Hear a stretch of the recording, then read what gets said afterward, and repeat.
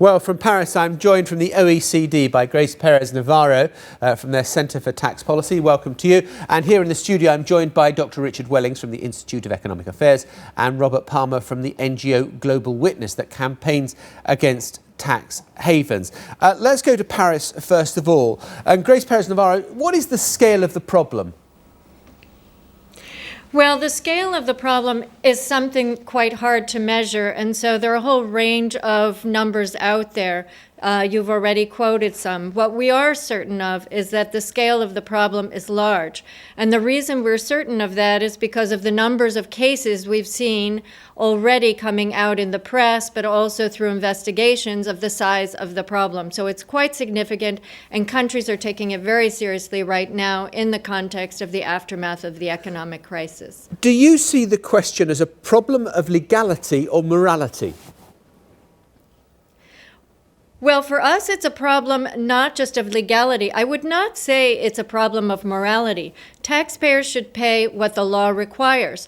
The difficulty we have, particularly in the corporate sector, is that there are legal means currently allowed by the laws of different countries to reduce taxes down to zero. And this is one of the reasons we have started the project on base erosion and profit shifting, to ensure that we change the laws so that this kind of activity, channeling profits through offshore jurisdictions without any economic substantive activity taking place in those jurisdictions, we're trying to change the law so those profits are declared in the countries where the economic activities take place. Dr. Richard Wellings, is there anything wrong with a tax haven? Not at all. I don't see them as a problem whatsoever. I think they're actually a very good thing. Tax competition acts as a check on predatory politicians. There are plenty of incentives for politicians to spend more and more of our money. So it's good to have a counterbalancing incentive, so they know if they put taxes up too high, if they make the rules too complex and too costly, then people will move out of their country, firms will move out and base their operations somewhere else. So it's very positive for the global economy. Robert Palmer.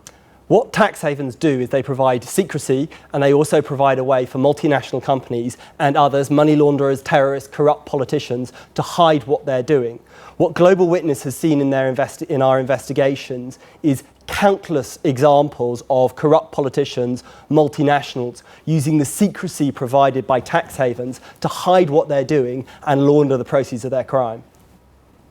Well, I mean, I'm not here to defend corrupt French politicians. I mean, obviously what they're doing is against the law, but nonetheless, it's actually good for the economy to keep this money out of politicians' grasp. And it seems to be a sort of inconsistency here. Hang on, just explain that. If you're based in this country, the UK, why is it a good thing to keep money that may be due to the Exchequer here out of the hands of the Exchequer? Well, because, I mean, there seems to be a sort of inconsistency here, because, of course, we're talking about crooked politicians on the one hand. Then we're saying, well, it's a good thing for these politicians to have more of our money to spend. I mean, politicians like to squander that money. It's important that there are some checks on this, that they know that capital will leave. There should be no rules.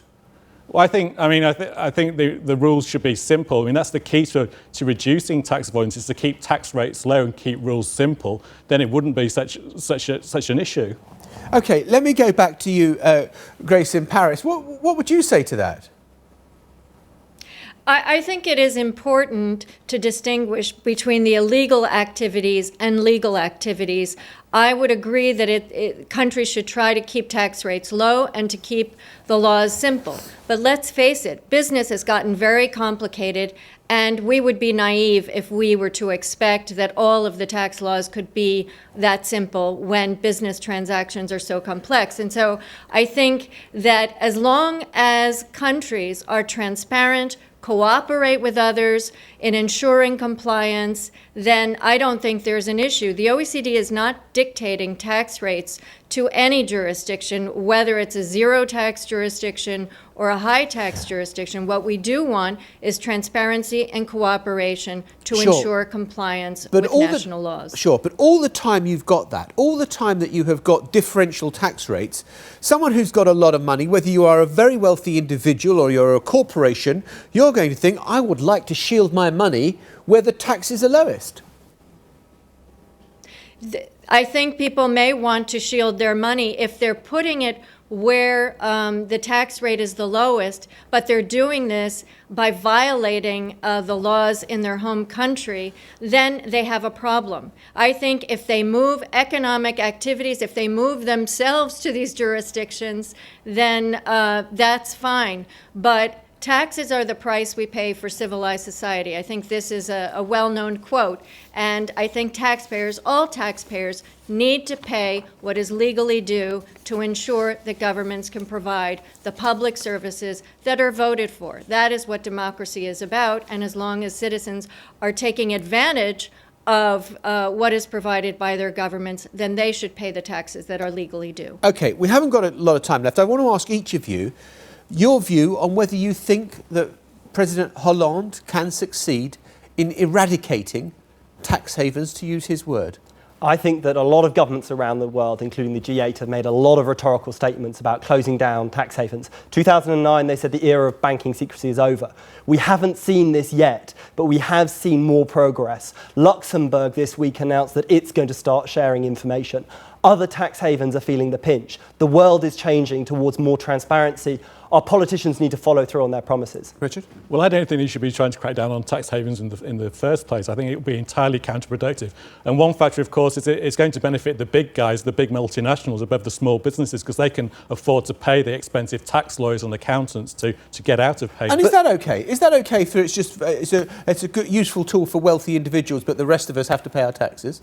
Well, I think that's actually beneficial for the economy because it tends to increase investment if wealthy investors have more capital at their disposal. So let's not be short-sighted. It's good for the capital stock if the wealthy have plenty to invest. So what Richard is saying is that if you're rich and can afford expensive lawyers, you don't have to pay tax. Whereas you, I, small and medium-sized enterprises, the kind of backbone of our economy, they do have to pay tax. Well, this is unfair and gives an unfair advantage to the rich and powerful. That's the unfair consequence of trying to make tax rules so complicated. Keep them simple, keep rates low, that's the answer. But it's the companies that make the tax rules complicated by lobbying governments to add in the very loopholes which they then exploit to reduce their taxes. I'm going to stop it there because I don't think we're going to find agreement or a meeting of minds between the two of you, even if this programme went on for several hours, which we haven't got the time for. Both of you, thank you very much. And in Paris as well, Grace Perez-Navarro, thank you so much for being with us here on Global.